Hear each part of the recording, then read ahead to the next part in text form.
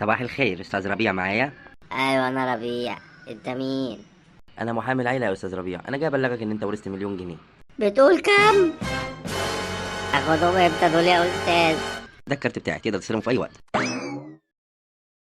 الو يا حبيبتي، بقولك ايه، مش انا كنت فاتح مشروع وفشلت عشان كده اشتغلت؟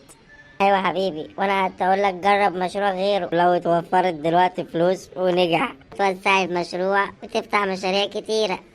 يا سيدي، ما خاب ما نستشار.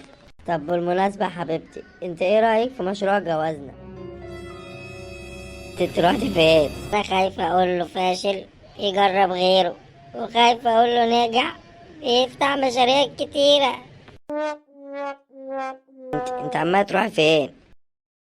ايوه انا معاك اهو. هو انت ليه ما كنتش بتقولي كلام حلو زي قبل الجواز؟ عشان كنت مجنون بيك يا حبيبتي. وليه بطلت تقول بعد الجواز؟ انا عقلت خلاص.